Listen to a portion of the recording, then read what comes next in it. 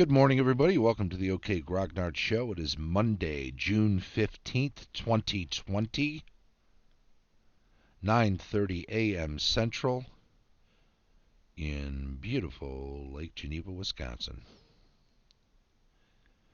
It is Monday, so that means it's weekly news and giveaway time.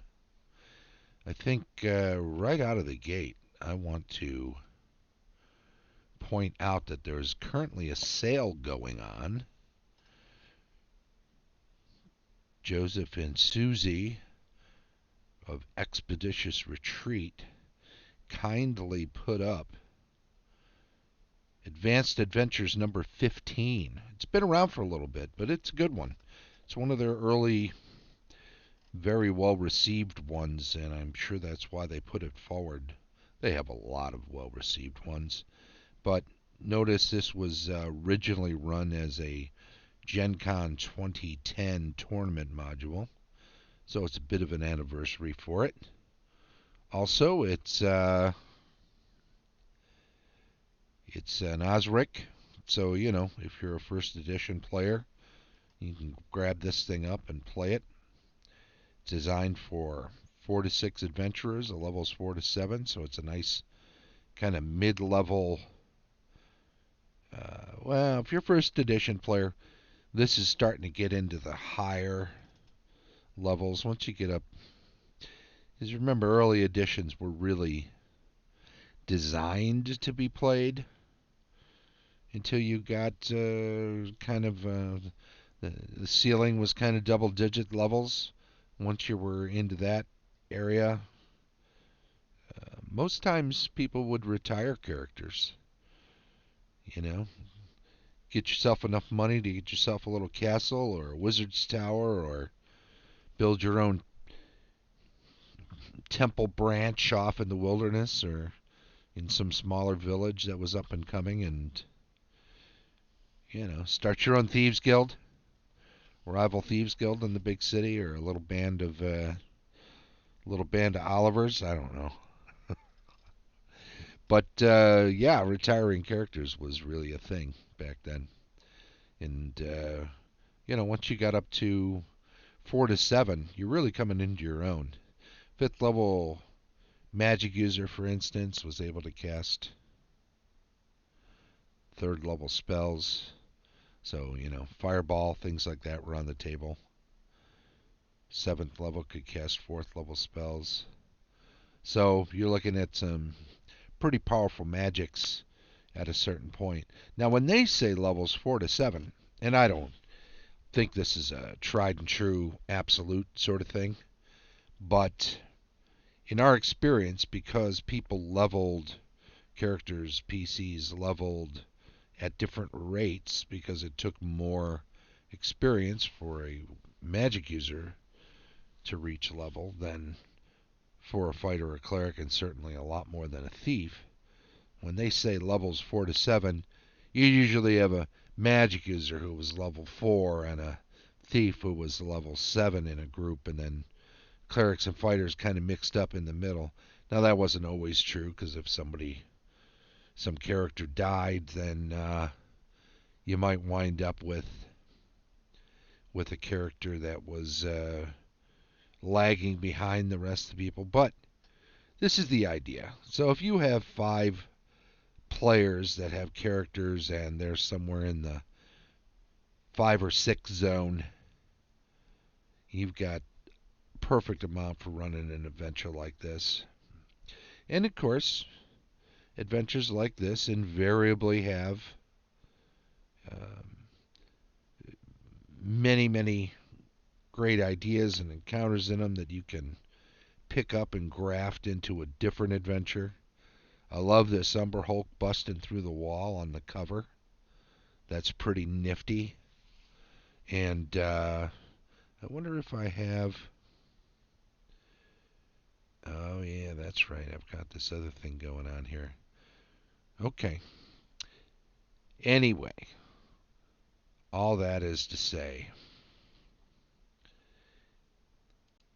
that's good. Part of the news today, don't forget, 2 weeks from today, June 29th, would have been the 100th birthday of Ray Harryhausen, who was the king of stop motion animation and film. He saw King Kong when he was a youngster and immediately started making little films in his garage. Got a hold of a camera, tore apart his mother's fur coat to make creatures' fur, made all sorts of dinosaurs out of clay, and just started making short films, and eventually came up with jobs like working on Mighty Joe Young, getting his lifelong dream fulfilled of creating a giant ape creature, right? Since King Kong kind of drove him. But boy, he went on and did so many other things. Jason and the Argonauts, all those Sinbad films, uh, Clash of the Titans, Valley of Gwangi, Dinosaurs in the Old West, um, Mysterious Island is one of my favorites. The fight on the beach with the giant crabs. Just fantastic. Anyway, if you're on Facebook, just do a quick search for Harryhausen Day and say that you're going. It's a Monday. I'll be celebrating all weekend. I'll be starting off Friday, watching a Ray Harryhausen film at some point, maybe two. I think I've got 7 on my list of favorites. I'll talk about those next Monday in more length since we'll be 1 week out. But like 7 or 8 that I really like and I have DVDs for. So, every day I'll be watching 1 or 2 of my favorite Harryhausen films. And by the time Monday rolls around, we'll be ramping up to the best of them. I don't know. Should I watch them in chronological order? Should I watch them in order of my favorite? Should I lump them together so that all the Sinbads are together? That might be an interesting way. I don't know. I have to figure it out. Yeah, I think it largely depends on how many I can squeeze in on Friday and how many I'm going to have time for each day of the weekend. But I'm pretty sure that I should be able to get to 1 or 2 every single day at least. And hopefully you'll be able to do the same. Obviously, I'll be talking a lot about them then during the show, although I've got other things on the docket for each day of the show. There's no reason why I can't start the show off at the top discussing exactly that. And that's the plan. So Harryhausen Day coming up too. And then I guess that's the weekly news for the most part. I should talk about some of the other things that are happening in the world. I'm looking at if you're part of the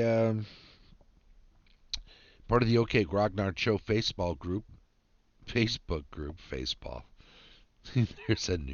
there's a new America's pastime, Faceball. That does not sound as appealing as baseball or Facebook. Oddly enough, doesn't take much, right? If you're on Facebook and you're in the OK Grognard Show Facebook group, I've got a couple of new posts there where I'm seeking some advice. One of them is in regard to, let's see, if I do this and remove those, I can bring this over. There we go. We'll just do a quick thing. Oh, Jonathan Bingham got his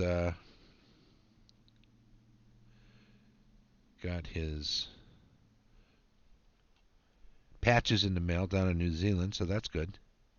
Kia ora. I think that means good health in Maui. Maori? I know I'm saying everything wrong, but oh, we opened up the 2020 Best Gamer Comeback nominations. Okay, Grognard Show Facebook group there, to a post made by Jared Daniel Nielsen, the very funny Matthew Buchholz. Had to memorialize the occasion, Druid Drive. He wrote, better if it was Druid Circle. Just teed it up for him, Jared. I don't know what's... It's so true. How timely. Yeah, it's almost as if the events and nominations were just invented because I saw this hilarious comeback by this guy. But there you go. It is funny. I've got some information about the Harryhausen Day. I said that Bingham got his patches. Good man. Frank Mentzer chimed in. Yeah, what's he saying? The middle one reads 21SO, secret code. Oh, I see what he's saying. 21SO. That's funny. Well, if you flip it around on its head, it would be O2 112. O2 12. As if it was oxygen 12. That should be like a special something. Sean Michael Kelly chimes in, 2150. Since I design and run escape rooms, I see that stuff in my head all the time. Yeah, that's funny. It's true, right? Little codes. You're always spotting things like that. What else we got here? I found an old show, Tales from the Dark Side. I haven't seen since the 80s. Oh, yeah, Gothridge Manor. Tim Shorts has a new blog post about Tales from the Dark Side. Fantastic stuff. I chimed in anthology format television shows, Tales from the Dark Side. Twilight Zone, One Step Beyond, Outer Limits, Night Gallery, and the rest. They are great. They're great for watching and getting an idea about running a show, right? Or running a game, a DM game, DMing a game. There's something about that sort of television that kind of gets you in the right frame of mind for putting a game together. Now, I'm a sandbox DM, so in my mind, story is not something you bring to the game as a DM. You pile all sorts of story elements into your setting, but story is a byproduct of gameplay. The story develops based on what the character and player character choices are, and they guide the ship, as it were. And whatever happens, that's the story of that game. Now, if you've got a lot of compelling elements piled in there, a story is going to develop, and you can create a sort of a framework whereby there's some sort of overarching event that's beyond the characters when they're in their early days that they can grow into being able to deal with.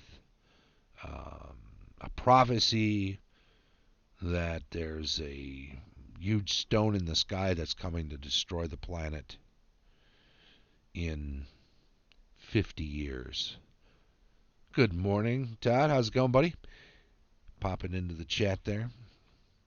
In any event, big overarching things like that you can throw out there and let the characters sort of grow into it. But from session to session, people create the stories through gameplay, in my opinion. I had this other post over here. Obviously, I've been doing the Saturday morning cartoon stuff, DM perspective reviews. I did the first 9 episodes of the Dungeons and Dragons animated series, and I've gone through 3 episodes of Conan the Adventurer. I'll continue through the rest of season 1. But I thought, you know what? What other fantasy animated series are out there? I know one could say they're is a little sci-fi in these, but I'm looking for fantasy or as close to it as possible. So He-Man, as good as it is, and that sort of thing would be out. Staying away from anime for this list. No offense to the genre or those who like it. Thoughts? I've had some real good responses in here so far. I have had some fun ones. Harmon Quest, which I'd always heard about but never checked out. I actually watched the first episode of that earlier this morning, and absolutely hilarious stuff. Um, Now I'm looking for stuff though that really takes itself seriously, not stuff that's grown out of D&D, but potentially what would inspire D&D, right? So some of these I'm not sure. There's ideas in them that could be fun, but they're fun to watch anyway, right? So Harmon Quest, this Dave the Barbarian episodes, I haven't watched any of those yet, but they look along the same lines. Those Korgoth of Barbaria, I've seen some of that before. That's good stuff. Um, Gundar, I don't know this one at all. I'll have to check that out. Looks a little risque though. Might be on the table, off the table. I don't know. King Arthur and the Knights of Justice. I've seen some of this before. Thundar was pretty great. Yeah, that's right, Dad. Embarrassed to admit, but Smurfs had some pretty D&D-esque plots. You know, it's basically a gnome village, right? The Smurfs. So I don't know. One thing I've noticed about the D&D animated series is it seems like most episodes include some enslaved gnomes and or dwarves. So I'm not surprised that a lot of adventure happens to them. King Arthur and the Knights of Justice is more of a sci-fi than the name would imply. You can check that out. Slayers, again, staying away from the anime stuff for this list. Mighty Hercules is an older thing. Now, there's a series that is episodic, but it's like little 5-minute, 5.5, 6-minute episodes. Hey there, Ink Dweller. Little episodes that were part of a larger show. So in the 50s, late 50s, and through the 60s, and even into the early 70s, they would have these sort of cartoon variety shows. Fractured Fairy Tales was part of that sort of thing. And they would do like little 5, 6 minute vignettes, and they'd plunk 3 or 4 of them together, and then they'd have some little animated in between things. Sometimes it was a sort of an MC that would link the different episode, little smaller 5-minute pieces together. Um, anyway, Mighty Hercules was one of those little spots that would go into a larger half-hour cavalcade of cartoons, of small cartoons, if you will. And there were a lot of, I don't know, probably like 80 of them, right? Something like that. You can look it up, but they're little 5-minute jobs, and they're older, but they're based off of the Greek mythology, and they kind of fit. But even look at this guy on the right, this villainy, obvious villain, even has a sort of a cat familiar, but the cat familiar kind of is obvious comic relief, right? So, take the edge off for the kids, right? Um, Trying to remember a Knights of the Round Table thing. I was looking around. I couldn't find exactly anything like that. Um, Skeletal Warriors. That's another sci-fi one, really. It has a lot of fantasy elements, but I watched here, and I got a link here to a trailer for it. It really does take place. Wizard in that thing creeped me out from Mighty Hercules. Yeah, right? The Skeletal Warriors really takes place in a kind of a science fiction post-apocalyptic setting on a different planet, that somehow out of this came these kind of skeletal warrior creatures who are like the heavies, the bad guys, and the good guys fight against them. They have spaceships, but they also have power swords. So it's sort of fantasy. Visionary Knights of the Magical Light, kind of the same thing. There's a lot of sci-fi in this stuff. There was a short-lived Dragon's Lair series that I never saw, but that might be right in the wheelhouse of this because that's definitely going to stay fantasy and even hardcore, probably more than Conan the Adventurer, which weirdly starts right off with a meteor shower and talking about lizard people from another dimension. This is how they, I guess, dance around the idea of religion without offending in the 90s the various real world religions who might have been offended otherwise, right? So Dragonlance, of course, he's talking about the movie, and I'm looking for series, but good point there. Dragonlance should be a series, right? I mean, there's all those stories that are already written, and if somebody animated them, those would work out really well, I would think. Thundercats, interesting, but sci-fi, I'm afraid. A couple people mentioned this Gummies Bears thing. Is that like Smurfs? I have no idea. I just know that it's going to be too silly for my tastes, just on its face. Um, Thundercats, yep, we just talked about that. Black Star, sci-fi. This guy was an astronaut and he found himself on a distant planet where he gets a hold of this sword and his name's like Captain Black Star or something. So that's actually his character name, person name as an astronaut. Interesting. I'll have to take a better look at it, but it seems like there's a lot of tech and energy weapon type stuff in there, and that kind of goes against what I'm looking for. I'm trying to cleave closer to fantasy. I mastered the Dragon's Lair coin op game, indeed, Ink Dweller. That was a vaguely remember the Dragon's Lair series, says Todd. Yep, I hear you. Let's see, what else do we got here? Gauntlet was a great one, I thought, because it was multiplayer. Did you ever play that coin op arcade game? You had 4 places at the actual game, and you each take a different character and play through. I think it was scaled so that if you were playing alone, it wasn't as tough. It was geared toward one character rather than if you had 4 player characters. Yeah, you remember Gauntlet? Elf needs food badly. That's right. Elf needs food bad. Yeah, that's hilarious. A lot of people keep mentioning stuff. Here's one I recalled that The Legend of Prince Valiant, which of course is based off of the what's his name? Hal Foster. Yeah, Hal Foster did Prince Valiant, which was a drawn Sunday comic or newspaper comic series.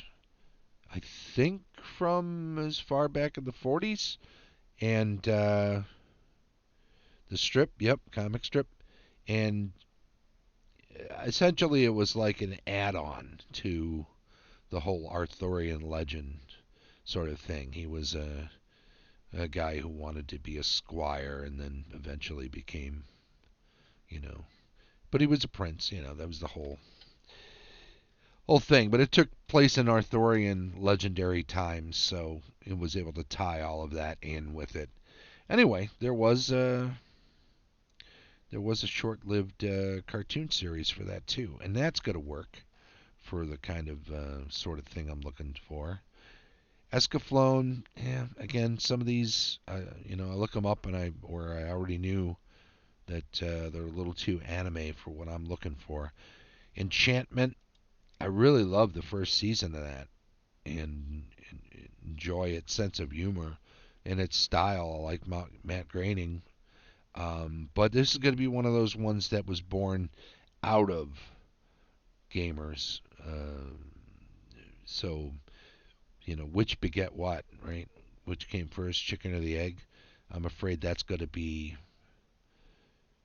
one that was influenced by rather than the other way around. Galtar the Golden Lance. This looked like a possibility. I've got to look into that more closely. That one's new to me. Record of Lodos War I've seen more on the anime side, but storytelling wise, yeah. Pirates of Darkwater I had not heard of. This is definitely going to be on the list for ones that I need to check out more seriously. That takes us through the whole list. So there we go. Anyway, we've been moving along. We're at like 25 minutes. Let me see. We'll throw this back off to the side. Get rid of that. Make sure we can see. Oh, what about Pratchett Discworld cartoons?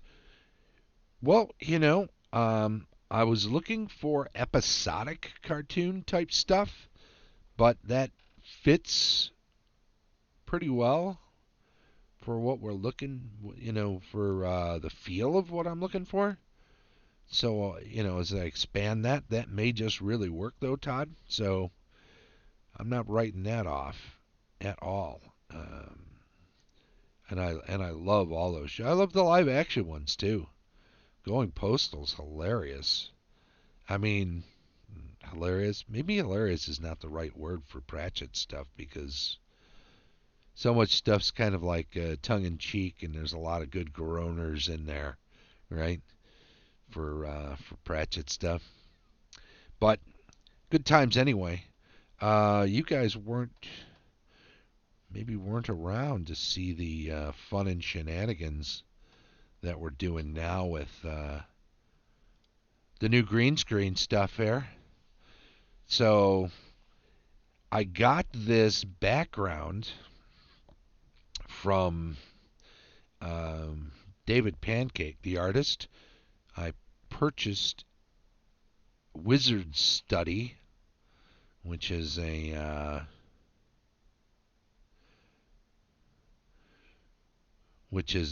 print that I got from him, and I actually just received it yesterday, 2 days ago, Friday.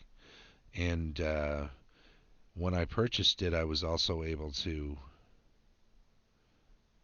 ask him for the rights to use it as a backdrop for this for the show. So that's fun. So this becomes cool. Now there's a possibility too, though, that what I might need to do. Let me see if I can do this right. Okay, you can see how there's this table, lantern in the book, and the skull and the stack of books and the little mouse are all on the table. So what I need to do is get this into Photoshop and cut it apart. Take all the foreground stuff away. Not take it away, but take it to another image so that I could project it in front of this one and put myself behind the table. That would be the real trick, right? That way I'm just not sitting with it behind me. Now it doesn't look too bad like this because I'm blocking off much of what appears to be the table. So you can't really tell that I'm... And of course the lighting's wrong. I'll need to do something, I don't know, different with the lighting. It's tough. It's tough to light up the background for the green screen in a way that allows me to have much control over the coloration of the lighting of me without looking all fuzzy and stuff. For instance, this is a green shirt, by the way. I don't know. How's it appear to everybody there? Can you barely tell it's green? And I'm pretty pasty looking and pale, but not that that changes my looks a whole lot. Anyway, it kind of works. And I had some fun yesterday with the gray. Yeah, right? I'm like, geez, can I claim to be Bogart? I'm falling out of a black and white movie. Look, it's the OK Grognar show noir. That's how it works, right? Yeah, and there was a strawberry incident. So we'll work on some of this some more. We'll get it dialed in as we go. But yeah, it does look pretty gray, and so do I, because that's how I look. But that's okay. I think it's actually a pretty good thing. I just got the green screen in last Thursday and started tooling around with it on the weekend, and I think we've got it far enough along where it's usable, although somewhat clunky, and we'll keep adding into it and making it better and working on it some more. Got myself a couple of teleprompter programs so I can set those up to be able to read off a prompter as I actually speak into the camera. I've got some of the lighting done.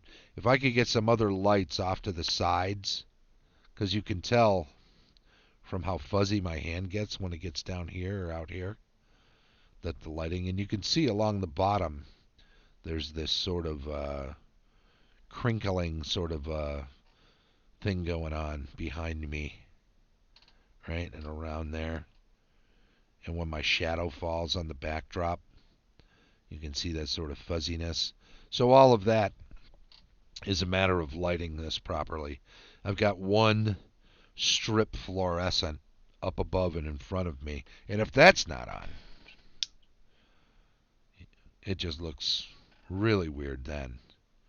So what I need to probably do is get a couple of side lights that are right onto the green screen, and then a different, more natural lighting out in front of me to light me, and then I'll be able to play with the colors more and make it look a little better. But that's the process, and I thank you guys for being part of it and being around while I'm working on it and not minding so much. Um, but I think we're there. So let's just say that we look at the schedule for the rest of the week, right?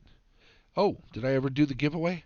I guess I didn't. You know what? Heath down under won, and there's a fortuity to it in that I could never find those other Hildebrand posters. I may have been imagining having extra ones.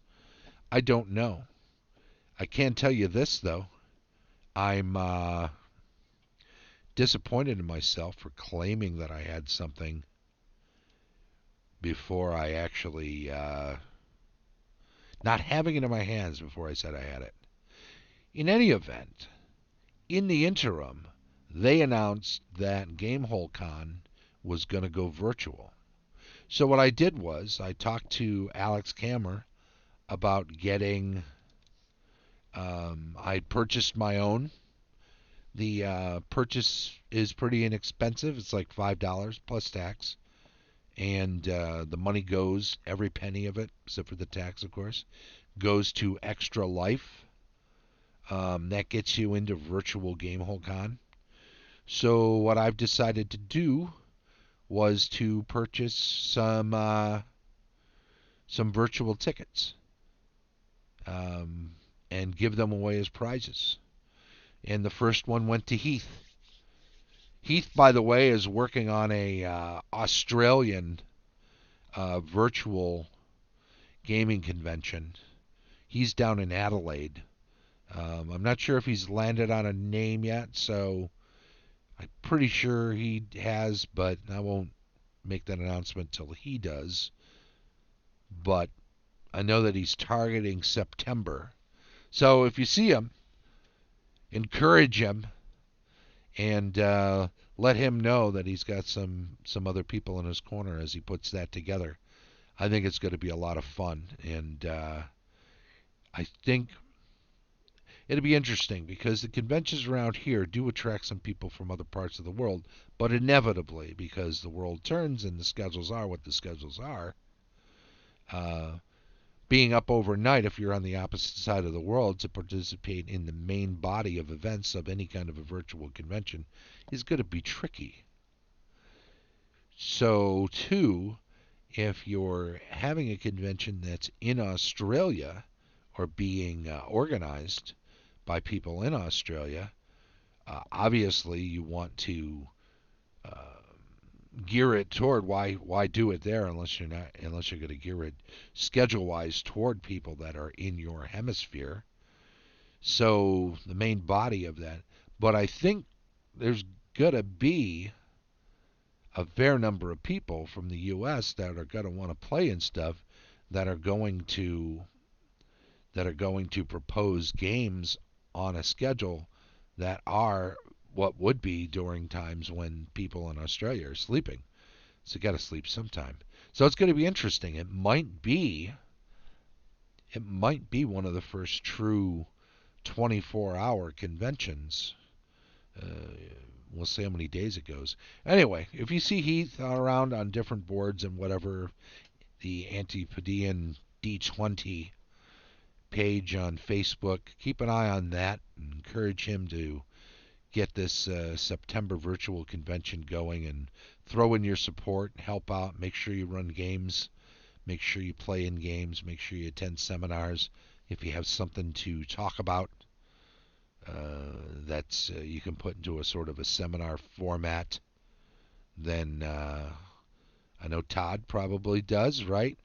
Our buddy Bill Petrosky certainly loves to do seminars. Shiloh Weidman does some great mapping stuff, as does Alyssa Faden. So hopefully all of these people will put together some interesting seminars to attend. And of course, there's a virtual game, so start boning up on your Roll20 skills. I've been looking at Astral more and more too. I love some of the features of that, the weather features in particular. So I'm gonna be playing around with that a lot more myself. But Roll20 is really the juggernaut, right? Fantasy Grounds really good, D&D Beyond really good, but Roll20 is like the baseline for how good a virtual tabletop needs to be to run RPGs. If you're Theater of the Mind, of course, you can use Skype, you can use Zoom, you can use Google Hangouts, you can use all sorts of virtual ways to play if you're just sitting around talking, right? Um, anyway, all that stuff. Gear yourself up toward doing more virtual tabletop gaming, because even if they do start opening stuff up and we can get out and play together, there's no reason not to explore the virtual angle of gaming just for meeting up with people. Even if you use it as a way of organizing your games for when you can't get together. Certainly, Facebook has become starting a Facebook group so that you have your face-to-face gamers all in one place to deal with the logistics of who's coming this week and who's not. Stuff like that is worthwhile. Anyway, I got a little sidetracked there. Pardon me. We'll take another finishing look at the schedule there. Weekly news and giveaway. Good old Heath, congratulations. Um, I'm going to double check, but I think I'll give away another entry into GameHole Con for next Monday. So you guys, Ink Dweller, Article, you're both entered for this week already then. Cartography and World Building tomorrow. Campaign discussion on Wednesday. Kind of a focus on Grimwald, of course. Terrain crafting and miniature painting on Thursday. Building those adventures, virtual tabletop adventures, coming up this Friday again. I think the 4th episode of the Conan the Adventurer animated series will get a DM review on Saturday. Rules retrospective coming on Sunday. We are through the examples. Maybe we'll go back and look some of those over if anyone has any questions, but we've just got the tables, and we'll want to spend some time talking about the list of source material too, but it may be that we finish that up this Sunday, and then we'll have to move on. And then back around to the weekly news and giveaway again. I want to thank everybody who's had a chance to follow us on Twitch, and don't forget, thank you very much. If you are here, pop in to the stream and just say hi. It automatically enters you into the weekly drawing. Winning a free admission to GameHole Con could be a good deal for you. You'll have some fun with that.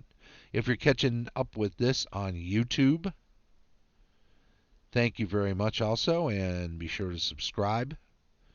Give us a thumbs up. Make a comment if you will. I appreciate it.